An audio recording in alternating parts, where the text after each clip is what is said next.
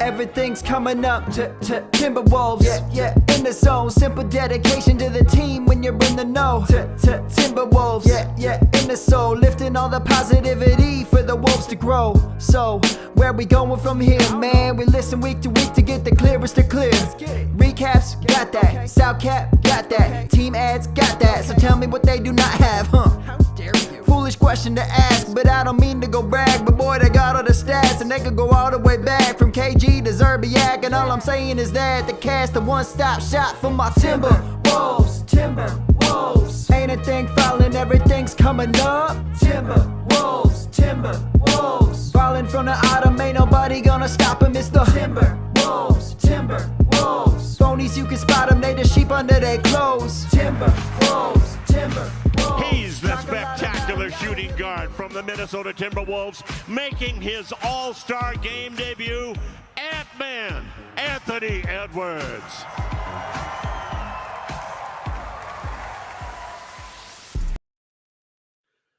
Welcome in to another Everything's Coming Up Timberwolves podcast. My name is Gabe Anderson, as you saw by the intro.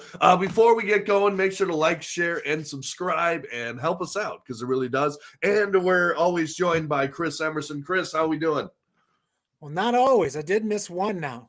That's true. That's a good point. I'm doing well. You know, had a little trip away from Minnesota, which was nice, and now I'm back for a playoff push. Yeah, absolutely. So let's just get into it right away. Your takeaways from All-Star Weekend. I mean, we could talk the dunk contest, we could talk 3-point contest, or even the game itself. Just your takeaways from it.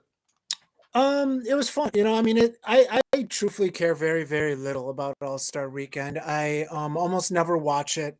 I'll catch some highlights, but it's not the type of basketball I like to consume, so I don't really ever consume it.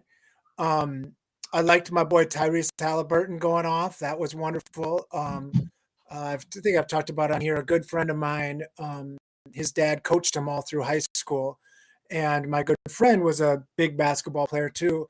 And he, worked with him when he was little and all that sort of stuff. So, definitely some close connections with Tyrese Halliburton amongst my friend group. So it's fun to see that. McClung getting some good dunks in. That was fun. I mean, everything was good. I would have liked to see, everyone was really down on the All-Star game just because it was a sham, but surprise, it's always a sham. But I think the competitiveness would have been different if LeBron James was playing because he wants to win those. Like, he was undefeated since the new format, and I guarantee he would have tried to stay undefeated, and that would have added a different vibe. Like, he is a leader of leaders, so it would have been different. But who cares? It's an all-star game. Like, it doesn't mean anything. It's just fun. I thought it was great. I loved listening to Ant's interviews. Everything was good. Yeah. And what I was surprised, I mean, the first good thing is nobody got hurt. So Yes. that's not the true. ultimate. LeBron hurt his finger. Oh, that's true. Yeah, that's true. Yeah. But who cares? They're the 13th seed anyway. So, Right. yeah. But what I was impressed by, now a lot of people are like, oh, the All-Star game's stupid. Like, would you rather we do nothing? Is the question. Like, would you rather we just have like an all-pro team and just not celebrate? I mean, Yeah. Plus, I mean, the dunk contest, Mac McClung, a lot of people are saying he brought it back. Like, I mean, that was impressive. Particularly the one that he jumped over two people and hit the backboard. I've never seen that before. When I say let's keep doing the dunk contest, as long as there's dunks I haven't seen before, why not? As long as no one gets hurt, why not? 3-point contest, Kevin Huerter, rough. Rough go of it in his first showing at an All-Star game. Second worst all time. Yeah, he was really bad. But congratulations to Dame Time. He beat two Pacers in the finals. That was interesting. Yes. Both Halliburton and Buddy Hield, who seems like he's been hitting threes forever. And then the skills competition. There's one thing I do want to say about the skills competition. I feel like the mystique of the Antetokounmpos have worn off a little bit. I don't know. Like, because only one should be there's in the three NBA. brothers. Yeah, they're not even all in the NBA. Like, And two of them, they shouldn't be. right. I mean, two of them are, but one barely plays, and one of them's on the hurt. I'm sure Oshkosh, Wisconsin loved it, but I mean, like, come on, like, particularly, it looks really bad when Drew Holiday's in with the Antetokounmpos. Like, it's just, I don't know. Let's just have like one. I get the hometown team. That's fine. I had no problem with that. Right. And then the rookies, fine, but let's find a better third option, like maybe like an all-star team, some of the all-stars. I don't know, but It'd be that fun. was no. How about a retired player option? Oh, sure, Like have like legends or something, or yeah, or in shape maybe. I mean, maybe guys that retired just a few years back, like sure. yeah, I don't know. Who knows? Whoever still has some legs under them and is willing to do it.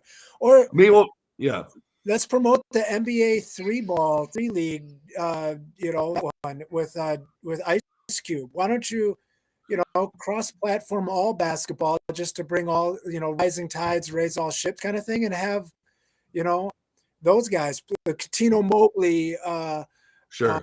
Gerald Green, and Bill Michael Johnson? Beasley or something. Yeah, right. Yeah. That would be fun or something. Like, it doesn't need to be NBA players. One last thing I'll say on the NBA All-Star game, people say like, "Oh, I hated it" and everything. I'm impressed by like just how good of shooters these guys are. Like, Unbelievable. it is like, you could say it's wide open, but you go hit an NBA 3 10 out of 18 wide open in a game scenario. Like, no But they one weren't. can I do mean, that. some of those when Brown and Tatum were going back and forth, they were guarding each other, and I mean, Yeah, they were. fairly tight. Like they were shooting like fadeaway, heavily contested, like 37 footers, Mhm. and crushing them. Like it was not. Yeah, it was. Those guys were hot, like a legit hot at any time of the season. Hot. It was fun to watch. And to those who say like, "Oh, the 3-pointers ruined the game," that's not what every game looks like. Like, whoever says that, "Oh, look at the All-Star game, all they're doing is shooting threes," like, yeah, it's an All-Star game. Yeah, Like, they're not trying to drive to the rim where anything can happen. Guys can step on ankles wrong. You can jump, land wrong. A defender can fall into a guy. Like the last thing you want is a lot of full body collisions, in an all-star game. Like people just like to bitch about everything. right. No, I agree. So yeah, I would say pretty good All-Star week. All in all, it was fun. Good news is it gave the Wolves a little break, and that's what we'll transition to. So you wanted to talk about Conley a little bit because the Conley trade happened while you were on vacation. So The day I left, yeah. the day I you left, yeah, we were gonna do need to something. schedule. I need to schedule my vacations better. Like trade deadline day is it's like a national holiday for me. So that was just really poor planning, months and months. Yeah, and and you months can ahead talk of about time. that too. Just the whole trade deadline, the crazy week in general that was, or I guess day and a half. I loved it. Of the trade deadline. But let's talk about Connolly. What have you thought of him so far, and overall thoughts on the trade? Well, I'm going to start out with your guys' pod last week. I thought you guys crushed it, and you guys kind of had different opinions at times, and I think both of you nailed it. So, like, Gabe, you said early on, the main difference is D'Lo has really high highs and really low lows, Yeah. and Mike Conley is going to be that steady performer.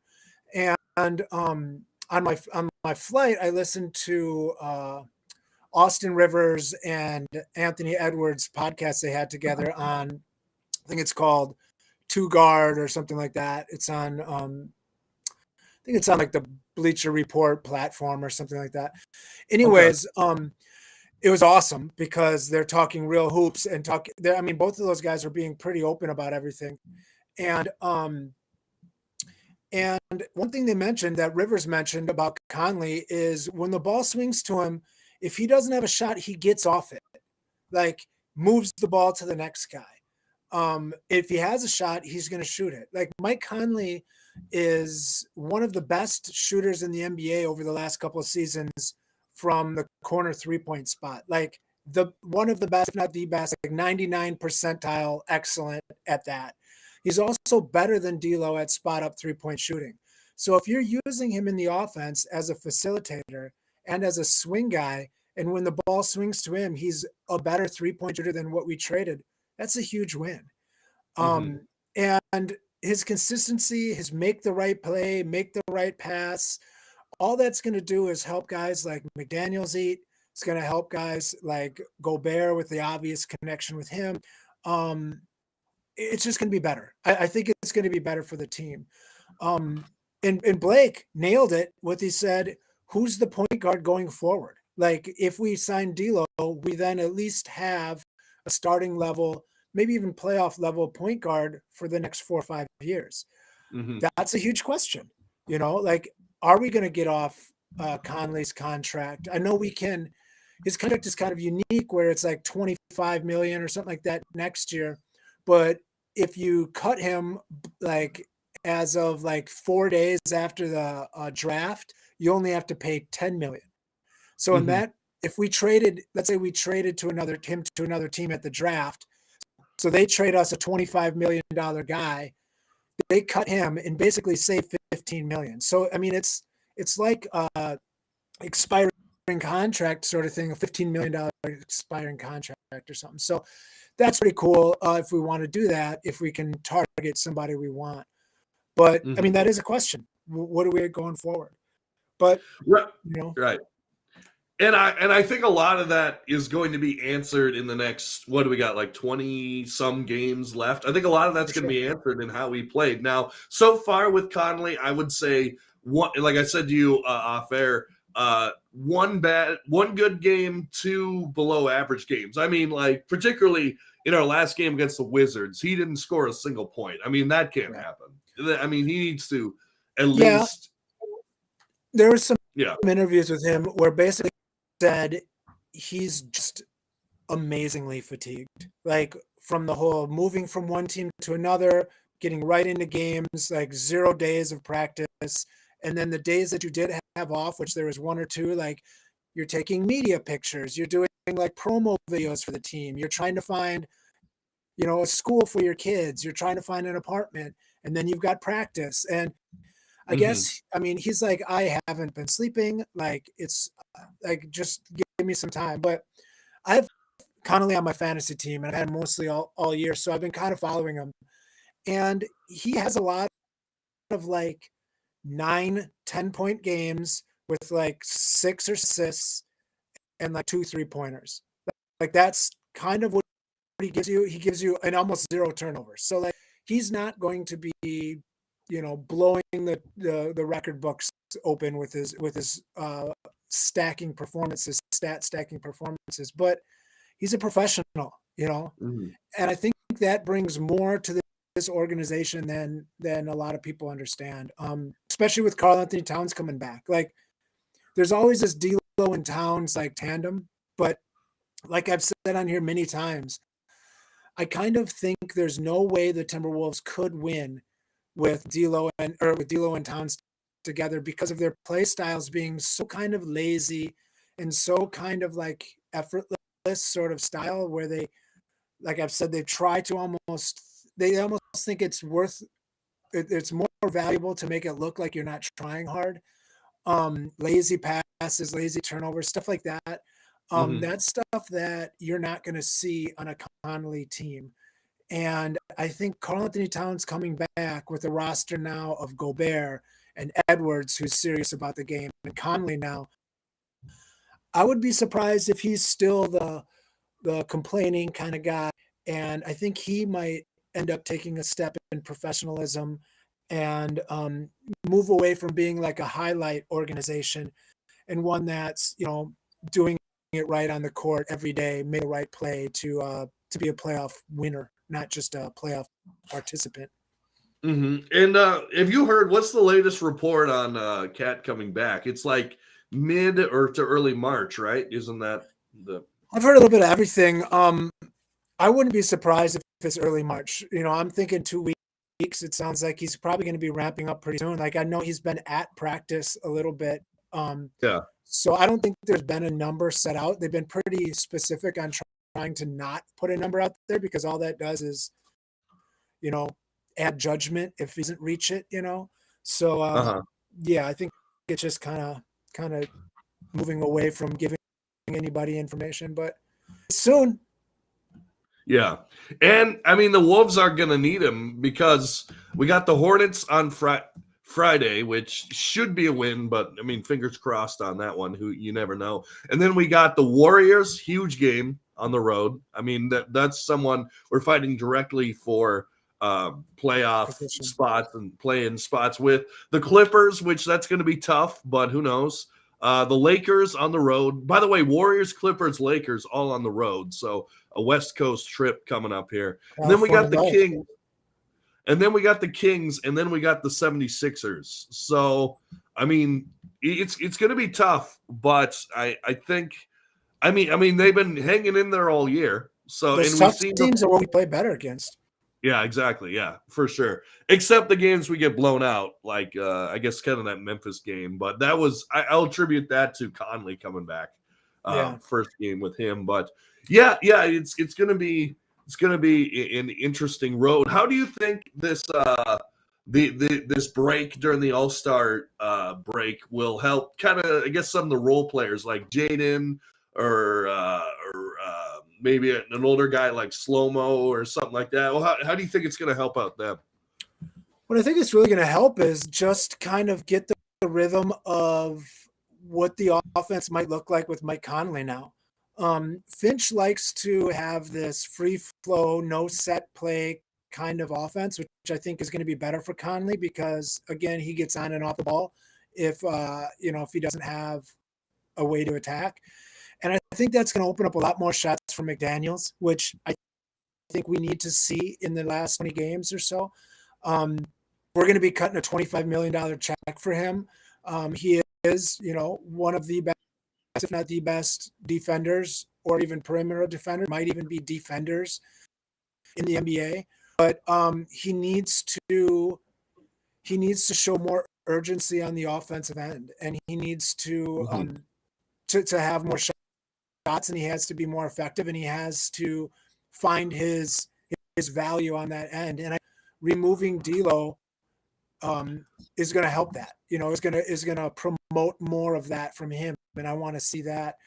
I think just getting some reps in with Gobert is going to be great with Conley because they have played together, but it's been a bit. So I think that's going to be great. Just all in all, just getting reps in with the team is going to be great. Slow-Mo's back has been kind of an issue. Edwards has got a lot of nagging, so all of just getting healthy is going to be good. I just wait to see us come out after the break, and I hope we do it hot.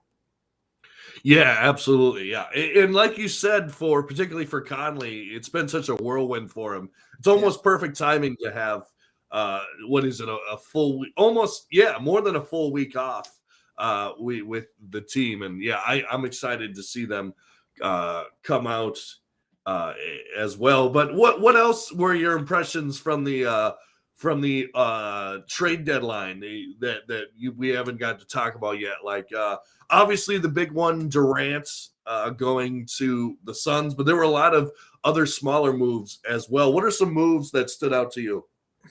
So Durant and the Suns was amazing. To add him, they were basically in a spot supposedly where they're like, are we going to move Chris Paul and build around a younger roster moving forward?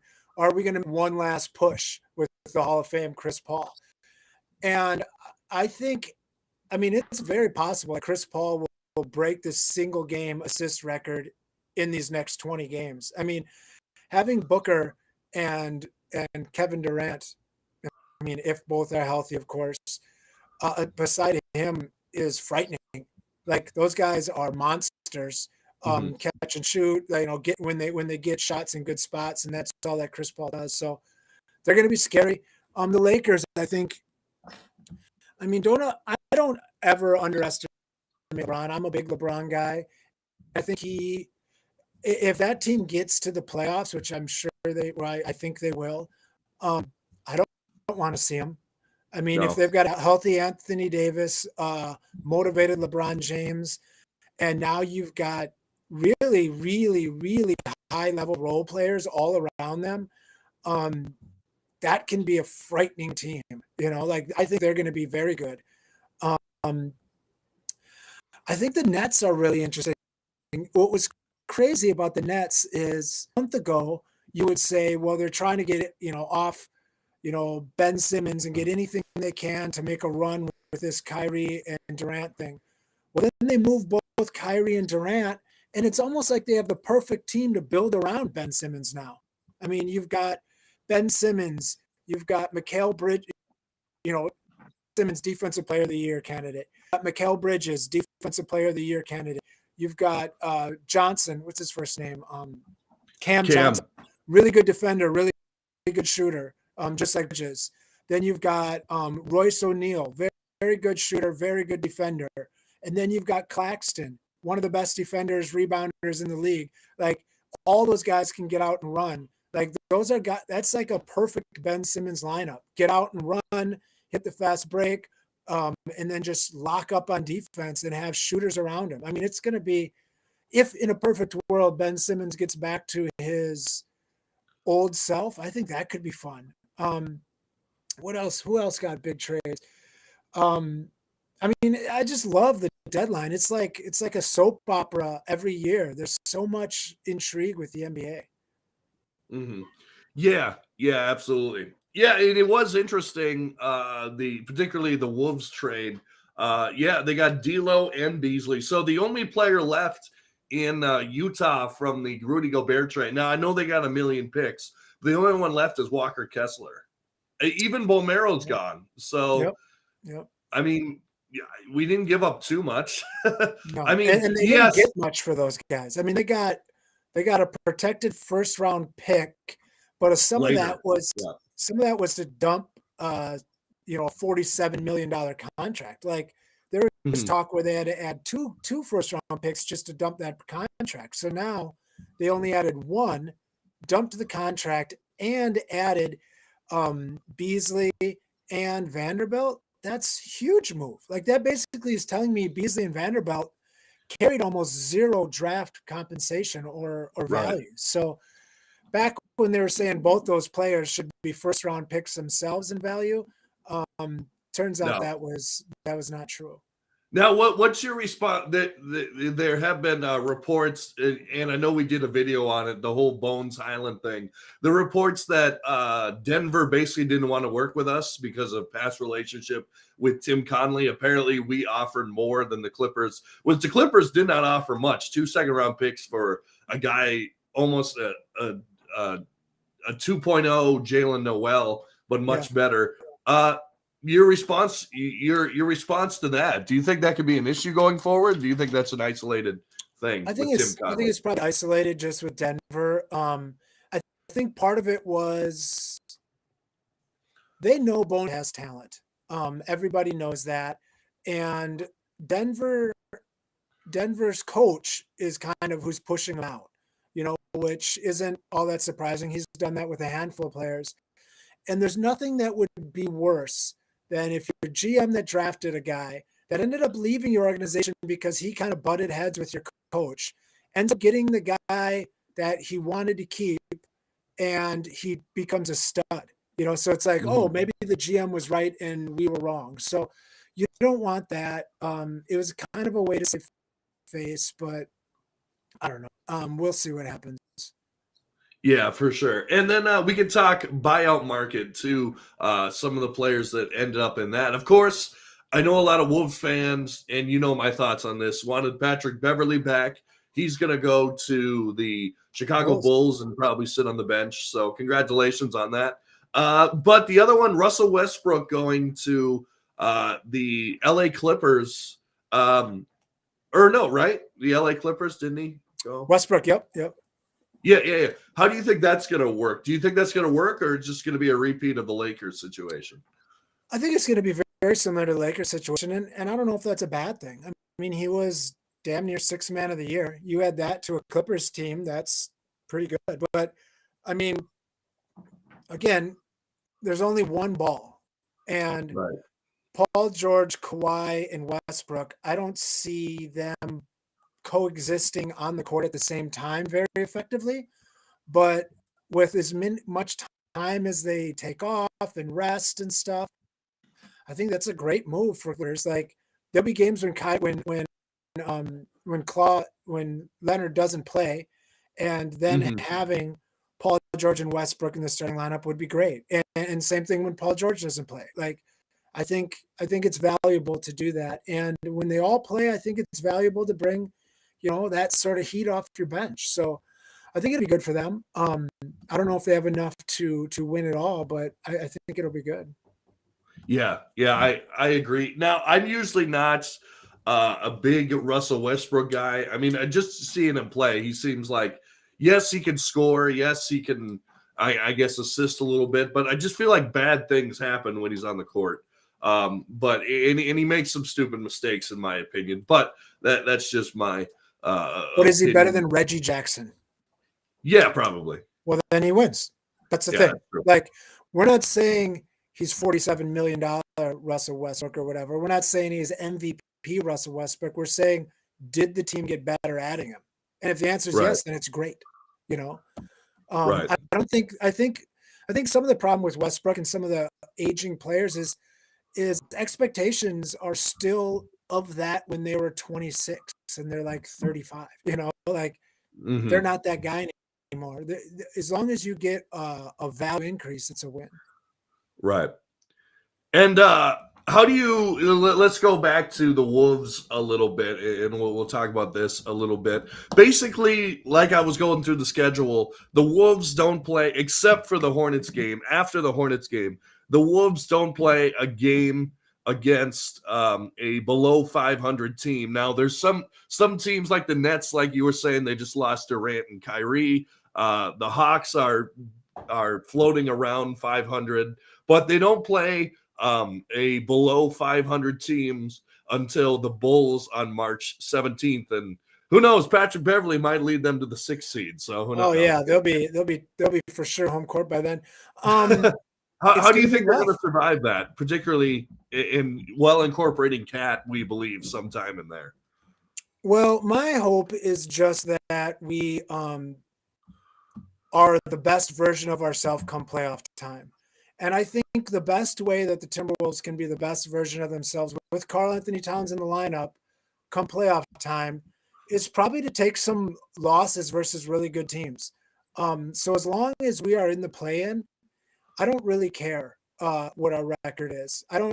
Sure, it'd be better to be not in the play-in, but you're going to have to beat really good teams in the playoffs to win a title, And my goal is we're not winning a title this year. So any progress that we can make team-wise now is just better for next year. So I'm all for it. Bring in the big dogs. Let us, steel sharpen steel kind of vibe, and get us all tuned up come playoff time. I'd rather have that than us go on a streak of like 10 straight games versus the Rockets and we go 10-0 and walk into the playoffs thinking we're king dingling and run into a real team and get crushed, Right. And I feel like there were some times that although we didn't get crushed in the playoffs, obviously, I feel like we should have.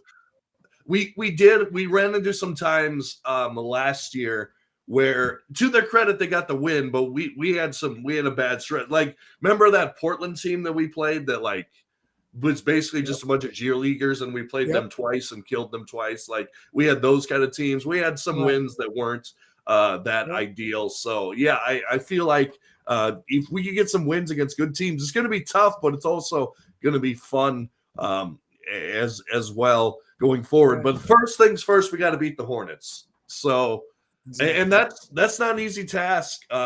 Particularly, I believe the Hornets are fully healthy right now. Their last couple games, they lost to the Nuggets, then beat the Hawks, and then beat the Spurs as well. So not great teams, but they got Hayward back. They're an NBA team, man. And I mean, LaMelo Ball's a certified stud. Like Yeah. he's as much as kind of like the D'Lo hate after the trade. I thought that was ridiculous. Like, let's not pretend we hate D'Lo because we traded him. Like, D'Lo, good player, he's fine. He just wasn't right for us and what we're doing moving forward. Mhm. LaMelo Ball, because we drafted Anthony Edwards over him, and it was like a who versus like this guy versus that guy in the draft. It doesn't mean you have to hate LaMelo Ball. Like, this isn't kindergarten. Like, you can say LaMelo Ball's a stud, but we Right. still drafted the best guy. You know, like that's okay. Right. So I'm excited to watch him. I love watching LaMelo play, and it's a fun form of basketball. But we should dominate them with professionalism. You know, like Yeah.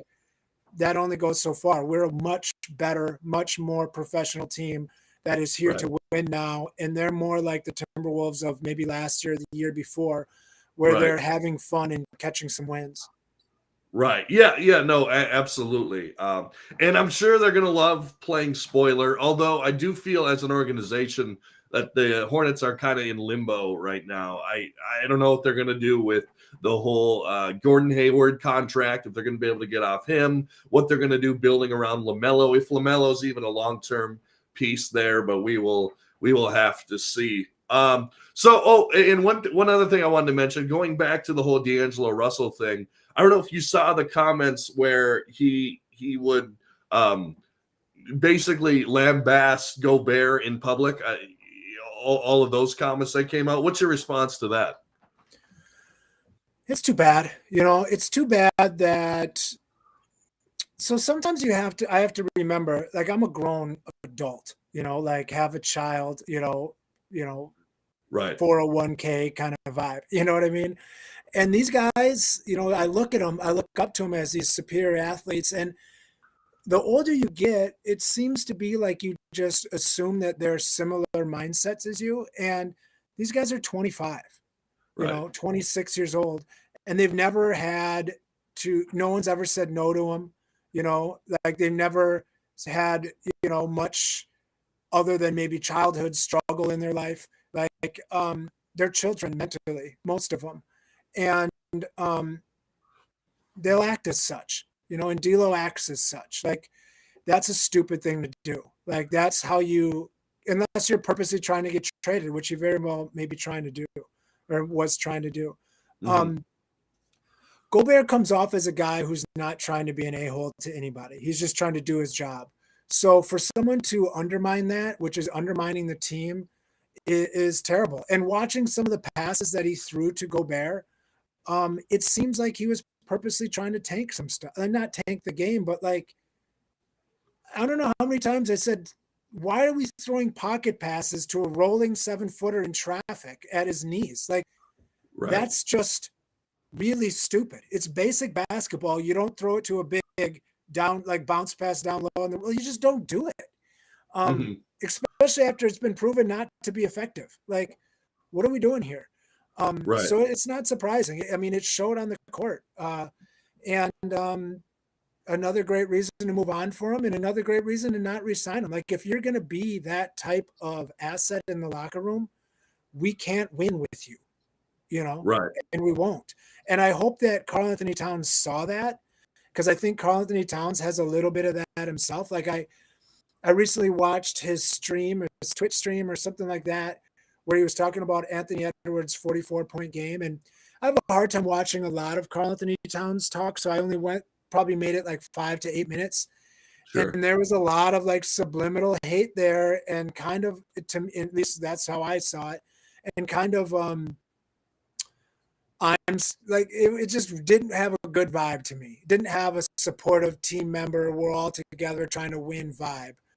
And I hope that moving D'Lo and obviously probably, if you stacked talent stats versus talent stats, definitely a lesser talented player, but maybe a better fit At for the this team. point of his career, at least, yeah. Right. Yeah, but probably 100%, in my opinion, maybe a better player to have on this roster. Maybe Karl-Anthony Towns has to look at that closely and understand maybe he's not so secure as he thought he would be. Right. Yeah, I agree. I agree with that. And yeah, that was super disturbing. I mean, it's just, And it just like puts even more of a target on your back. And like we said, maybe they were holding this back. Maybe this, I'm sure this was going on for a long time. It just, they didn't report on it because they didn't want to kill the team chemistry, but maybe it was chronic, and maybe it was just like, hey, we gotta take care of this. We got a question from the chat here. Other than Cat coming back, this is from Synodex. What's the biggest improvement the team has to make? In my opinion, it has to be transition defense and finding a consistent flow and identity on offense. And I'll let you answer that one. What do you think? I mean, I think he nailed it. I mean, I don't know if that's the biggest. I think just classic rebounding is still it. I think just closing out defensive possessions is huge. But yeah, our transition defense has been horrendous. The flow, I mean, consistent flow, I wish we could find that, but I mean, adding Karl-Anthony Towns back is going to definitely hinder that. Adding a new point guard is going to hinder that. If we can find that by the end, like I was saying earlier, I just want to be the best Timberwolves by the game one of the play-in or playoffs. Right. I think he nailed it with both those things. And then crunch time, closing out games. That's been a huge issue for us. And I think a lot of that is we didn't know who the closer was. Was it D'Lo? Because he's, ice in the veins guy. Is it Anthony Edwards? Because he's by far our superstar. Was it Karl-Anthony Towns? Because he was an all-NBA player. I think it's getting to the point now where we know who it is, and we've moved the pieces around where there's going to be no argue about that. So that hopefully the crunch time thing will be cleaned up with less mouths to feed in crunch time, but I don't know. But that's a huge thing. We need to do that. But I would say also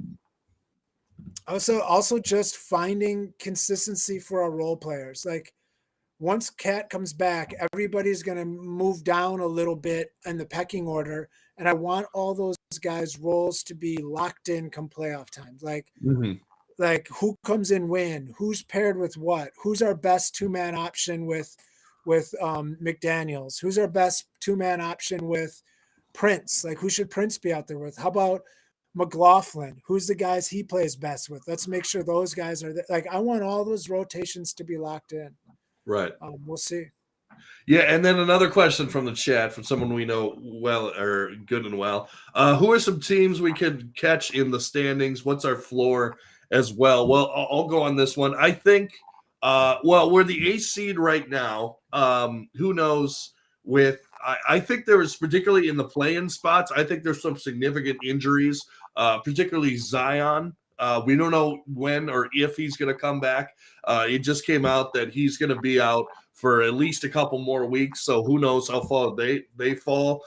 We've seen it without McCollum and Brandon Ingram, them take a free fall, which is why they're even in this position. The Warriors, we have no idea when, or maybe some idea, but not much of an idea of when Steph's going to come back. So I think we could overtake them as well. The Thunder, I don't know. Shea is keeping them in it, but I don't know how long they're going to be in this whole predicament. And who knows with the Jazz as well. Trailblazers do kind of scare me a little bit just because you always got Dame and they're starting to play a lot better. As for teams ahead of us, we could catch the Mavericks I feel like the only way that's going to happen is if the whole Kyrie and Luka thing doesn't work out and there's a rift there. I don't think we're catching the Suns just because I think the Durant factor, unless he's hurt a lot, I don't see it. And then the Clippers, I think are starting to pull away a little bit. So I would say the highest we could get is probably the 6th seed, but my opinion is we're probably going to be in the play-in tournament. And then our floor is just, particularly with the hard schedule, we lose 5 or 6 games in a row, and then we're basically out of it. So, that's basically our floor. And who knows at that point, let's say we're not even in the play-in position because it's so close. Who knows if we even bring back Cat and maybe we just shut it down at that point. But I think that's our floor. I don't say that's what's going to happen. But what do you think, Chris? I think that's it. I think 6 is as high as we can get. Like you said, jumping the Mavericks, I think is very possible. They're half a game ahead of us. there's going to be some learning curve there. I think they definitely gave up some defense that will hurt them. Those kind of no-name guys really do make a difference on a roster. I'm not scared of the Pelicans. I think we can jump them. Like you said, the Warriors, I'm fine with them. I think our bottom is probably the 9. I don't see OKC really jumping us. The Jazz are dead. And I mean, the Lakers, God, the Lakers are 3 games behind us. I don't think they're going to have a hard time catching us, but I think they'll be the 10 seed. Yeah, I don't know. It's going to be hard, but I think 6 is our high, 9 is our low. Okay. Awesome. Well, I think we'll end it there. Thanks so much, Chris, for joining us. I forgot to mention this is a matinee episode of the as if you live in Minnesota, you know that it's or at least supposed to be snowing out there. So that's why Yes. I'm here, because I work at a school and didn't have to go in Not today. yet, but we'll see. I think it's coming. But Chris, thanks so much for joining us. Yeah, that's I'm just excited to see my next Timberwolves game. Yeah, absolutely. Friday night against Charlotte should be fun. And this is the Everything's Coming Up Timberwolves podcast. Make sure to like, share, and subscribe on YouTube so you never miss an episode. And follow us and give us a 5-star rating on Spotify as well. And as always, go Wolves.